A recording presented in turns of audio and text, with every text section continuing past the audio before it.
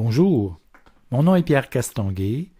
Bienvenue à mon podcast qui s'appelle « Au lieu dit Baudru, là où pousse un chêne ».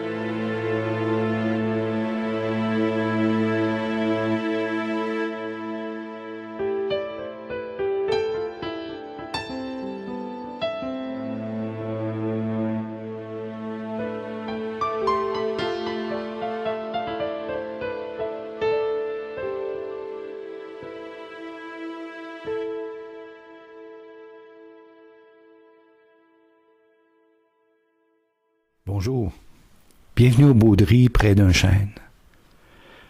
Aujourd'hui, je vais vous parler d'Interligne, qui était anciennement Gay Écoute. C'est un centre de première ligne en matière d'aide et de renseignement à l'intention des personnes qui sont concernées par la diversité sexuelle et la pluralité des genres. Si vous avez besoin de soutien, de support moral ou d'information, vous pouvez vous adresser à eux au 514-866-0103. 514-866-0103 ou le 1-888-505-1010 1-888-505-1010. Pourquoi ont-ils migré de Gay Écoute vers Interligne?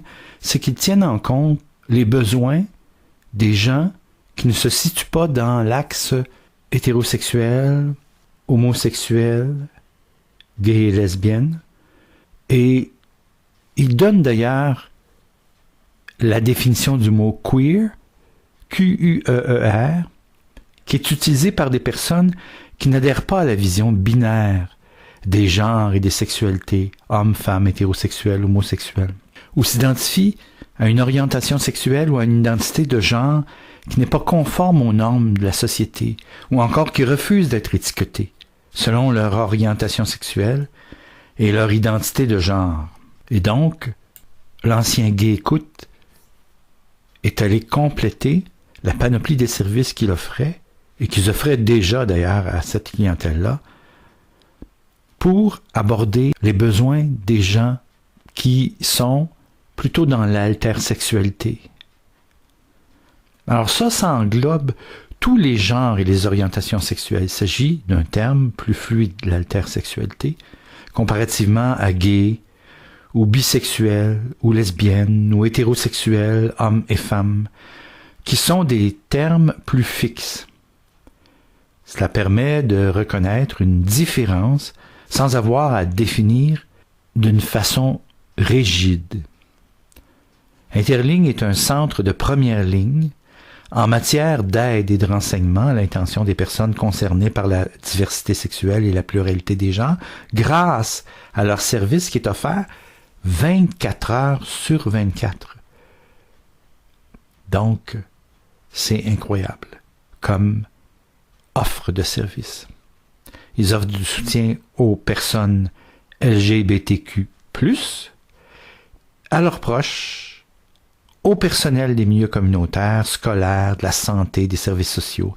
À travers leurs activités de sensibilisation, ils favorisent également une plus grande ouverture de la société envers les réalités des personnes LGBTQ+. Alors, les services qu'ils offrent sont fort intéressants. Donc, ils offrent ces services-là en langue française et en langue anglaise. Donc, voilà les axes de ces services. L'aide par l'écoute téléphonique, l'aide par le clavardage en privé, l'aide par courrier électronique, les renseignements, les guides de ressources LGBT, la foire aux questions sur les réalités qu'ont à vivre les personnes LGBT, le registre des actes homophobes et les campagnes de sensibilisation. Alors, c'est une très belle ressource pour des personnes qui ont beaucoup de difficultés face à une société qui est rigide en matière d'acceptation des gens qui n'ont pas la sexualité dominante, l'hétérosexualité. Alors, il y a beaucoup de rejet de ces personnes-là. Ces personnes-là ont beaucoup de difficultés à trouver leur place dans la société et il y a beaucoup de souffrances intérieures que ces gens-là vivent. On sait que le taux de suicide, par exemple, des gens qui n'ont pas une orientation sexuelle de la majorité est beaucoup plus grand. Et il y a des suicides chez les jeunes. Donc, belle ressource et c'était intéressant, près d'un chêne, au vieux Baudru, de vous en parler. Alors, au prochain podcast. Salut.